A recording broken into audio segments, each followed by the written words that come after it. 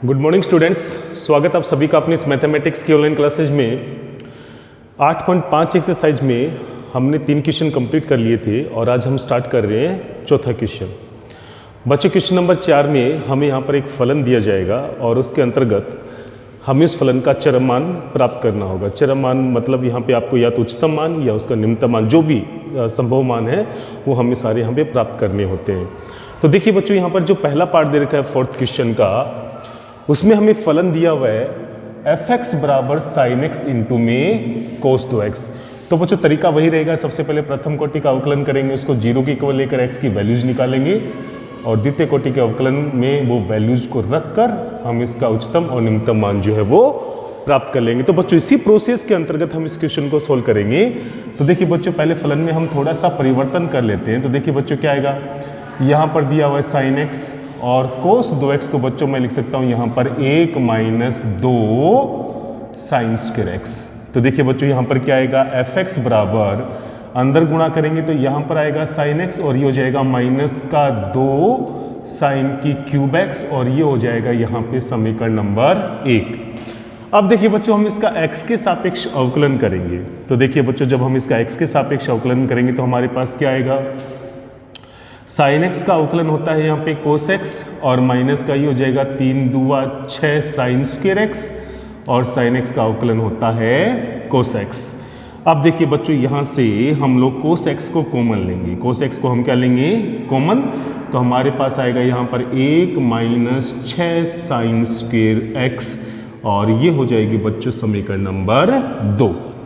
अब देखिए बच्चों, रूल के अनुसार चरम मान के लिए f डैश x का मान हमें किसके इक्वल लेना होगा, शून्य के। तो देखिए बच्चों, यहाँ पर चरम मान पर f डैश x का जो मान होता है वो किसके इक्वल होता है, शून्य के इक्वल होता है। तो देखिए बच्चों, यहाँ पर जैसे मैं cos x into 1 minus 6 sine square x को 0 के इक्वल लेता हूँ तो मेरे पास बच्चों यहाँ पर दो वैल्यूज, दो अलग अलग फैक्टर्स जो यहाँ पर देखें दोनों 0 के इक्वल आएंगे। तो पहले केस में यहाँ पे cos x जो है वो 0 के इक्वल आएगा, जिससे बच्चों मुझे यहाँ पर x की दो वैल्यूज प्राप्त होंगी। एक तो प्राप्त होगी π/2 और एक मुझे प्राप्त हो जाएगी 3π/2, क्योंकि 0 से 2π के अंतराल में 90 डिग्री और 270 डिग्री पर cos का मान जो होता है वो शून्य होता है। इसी प्रकार देखिए बच्चों, जब 1 माइनस 6 साइन स्क्वायर x को मैं 0 के इक्वल करूंगा तो मेरे पास यहाँ पे साइन स्क्वायर x बराबर आएगा 1/6, जिससे मुझे साइन x बराबर एक बार तो प्लस 1/√6 और दूसरा माइनस 1/√6 के रूप में मुझे ये दो मान जो है यहाँ पे प्राप्त हो जाएंगे। तो बच्चों, रूल के अनुसार हमने सबसे पहले इसका प्रथम कोटि का अवकलन किया, उसको 0 के इक्वल लेकर हमने यहाँ पर x के 4 मान जो है वो प्राप्त कर लिए हैं। अब बच्चों द्वितीय कोटि के अवकलन में इन सभी मानों को पुट करेंगे और वहां से हम किसी बिंदु पे उच्चतम तो किसी बिंदु पे निम्नतम मान जो है वो प्राप्त करेंगे। तो बच्चों सबसे पहले हम समीकरण नंबर 2 से इस फलन के द्वितीय कोटि का अवकलज जो है वो प्राप्त करते हैं। तो देखिए बच्चों, अपने पास क्या आएगा यहाँ पे, f डबल डैश x कौन से समीकरण से, समीकरण नंबर 2 से। अगर मैं द्वितीय कोटि का अवकलन करूं तो यहाँ पर u इंटू वी का रूल लगेगा। तो देखिए बच्चों, मैं यहाँ पे सबसे पहले cos x का अवकलन होता है माइनस का साइन x और इस केस में 1 माइनस 6 साइन स्क्वायर x तो रहेगा कांस्टेंट, और cos x को जब मैं यहाँ पर कांस्टेंट रखूंगा तो मेरे पास 1 माइनस 6 साइन स्क्वायर x का जो अवकलन है बच्चों वो आएगा यहाँ पे माइनस का 6 दूआ 12 साइन x और साइन x का हो जाएगा cos x। तो देखिए बच्चों, सोल्व करने पे हमारे पास क्या आएगा, यहाँ पे ये हो जाएगा बच्चों माइनस का साइन x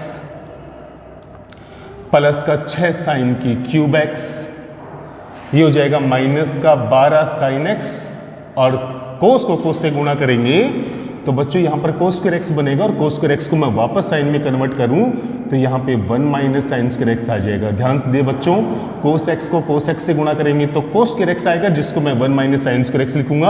अर्थात मैं यहाँ पे इन पूरी समीकरण को साइन के पदों में कन्वर्ट करना चाहता हूँ, क्योंकि मेरे पास यहाँ पे साइन के मान प्राप्त हुए हैं। तो देखिए बच्चों, यहाँ पे द्वितीय कोटि का अवकलन जो है वो साइन के पदों में हमारे पास क्या आएगा, माइनस का साइन x प्लस का 6 साइन की क्यूब x, ये हो जाएगा माइनस का 12 साइन x और प्लस में आएगा 12 साइन की क्यूब x।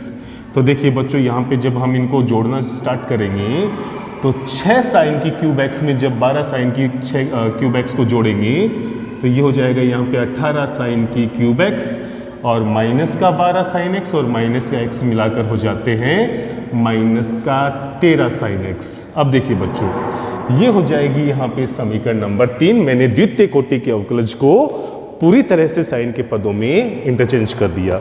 अब देखिए बच्चों इन चारों बिंदुओं के ऊपर हम लोग द्वितीय कोटि का चिन्ह निर्धारण करेंगे। तो सबसे पहले मैं x बराबर पाई बाई 2 पर f डबल डैश x का चिन्ह निर्धारण करूंगा। तो देखिए बच्चों x बराबर पाई बाई 2 पर f double dash pi by 2 का मान कितना आएगा बच्चों? चूंकि साइन 90 का मान 1 होता है इसलिए यहां पर आएगा 18 और माइनस का आएगा 13 अर्थात प्लस में आएगा 5 जो कि 0 से क्या है? बड़ा है। तो बच्चों x बराबर पाई बाई 2 पर द्वितीय कोटि का अवकलज जो है वो 0 से बड़ा आया है। इसका मतलब ये हुआ अतः x बराबर पाई बाई 2 पर फलन का निम्नतम मान प्राप्त होगा।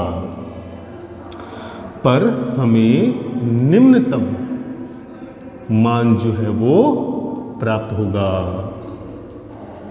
तथा निम्नतम मान क्या होगा? तथा निम्नतम मान क्या होगा बच्चों? x बराबर पाई बाई 2 हम समीकरण नंबर 1 में रखेंगे। तो देखिए बच्चों समीकरण 1 से हमें प्राप्त होगा जब फलन के अंदर हम x के स्थान पे पाई बाई 2 रखेंगे।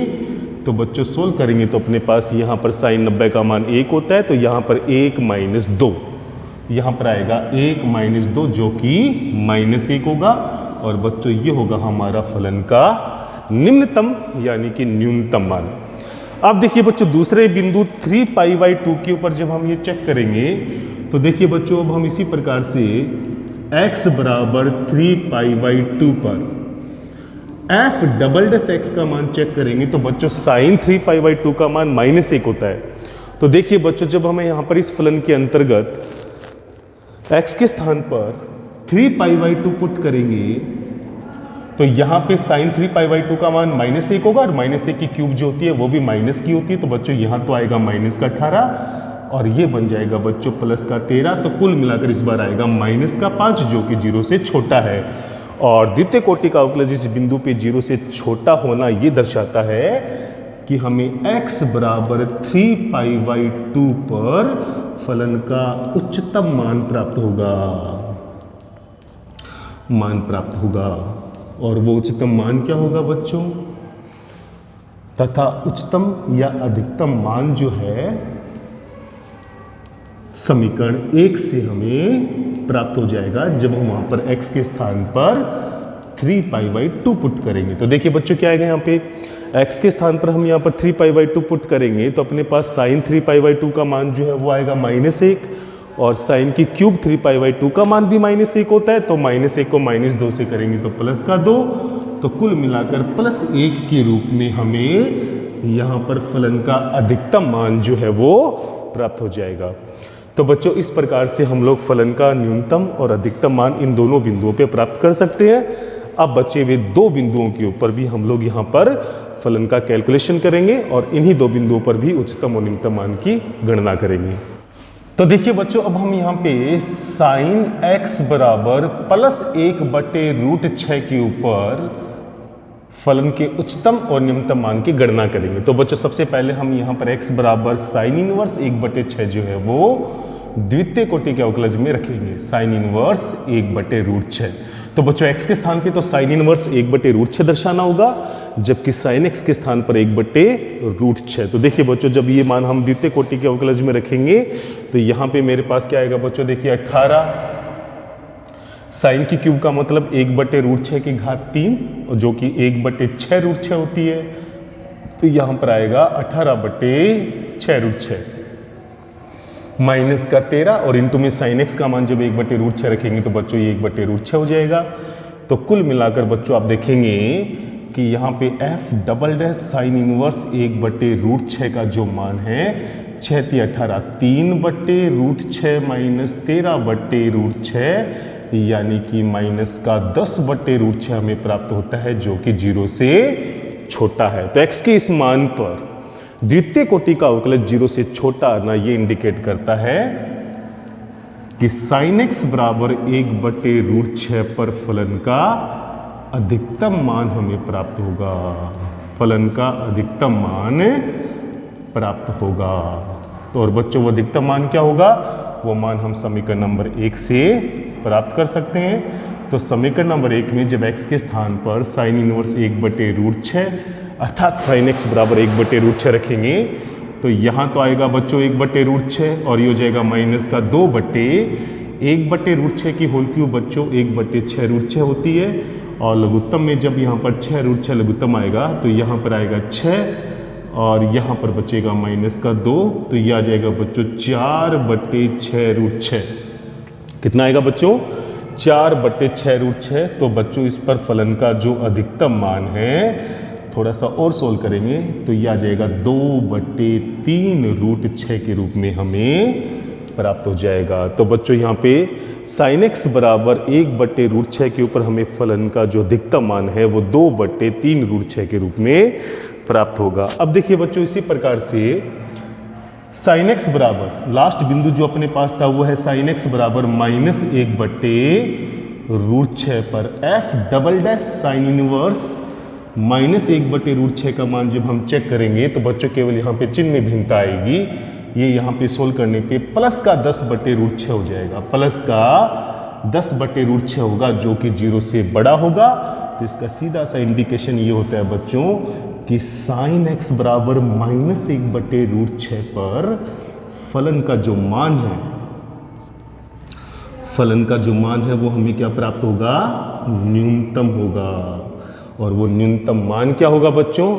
सिंपल, हमें फलन के अंतर्गत साइन एक्स के स्थान पर माइनस का 1/6√6 को रखना होगा। तो देखिए बच्चों समीकरण नंबर 1 से, तो समीकरण नंबर 1 में x के स्थान पर हमें साइन इनवर्स -1/√6 शो करना होता है, जबकि साइन एक्स के स्थान पर हम लोग रखेंगे यहाँ पर माइनस का 1/√6। तो बच्चों यहाँ तो आएगा माइनस का 1/√6 और ये हो जाएगा माइनस माइनस प्लस 2/6√6 और इसको सोल्व करेंगे बच्चों तो 6√6 आ जाएगा लघुत्तम। तो बच्चों यहाँ बचेगा माइनस का 6 प्लस का 2 यानी कि माइनस का 4/6√6। तो बच्चों यहाँ पर f साइन इनवर्स -1/√6 पर फलन का जो न्यूनतम मान है बच्चों वो हमें यहाँ पर क्या प्राप्त होगा? माइनस का 2/3√6। तो बच्चों हमने चारों ही बिंदुओं के ऊपर फलन के अधिकतम और न्यूनतम मान की जो है वो गणना कर ली। तो बच्चों आपने देखा होगा कि जब हमने फलन का प्रथम कोटि का अवकलन किया तो बच्चों हमें यहाँ पे 4 बिंदु प्राप्त हुए थे और इनमें से 2 बिंदुओं के ऊपर तो फलन का मान है अधिकतम और 2 बिंदुओं पे फलन का मान है न्यूनतम।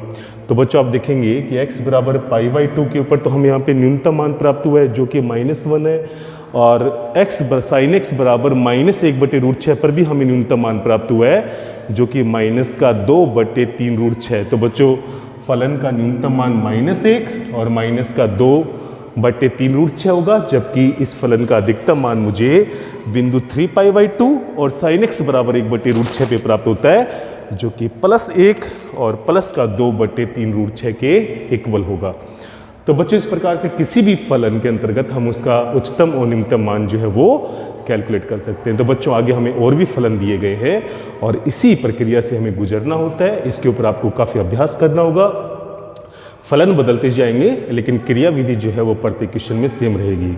तो बच्चों आज के लिए हम लोग इतना ही करेंगे और नेक्स्ट क्वेश्चन के लिए आपको करना होगा नेक्स्ट वीडियो का इंतजार। तो बच्चों किसी भी प्रकार का कोई भी डाउट हो तो ज़रूर पूछिएगा। तब तक के लिए जय हिंद, जय भारत।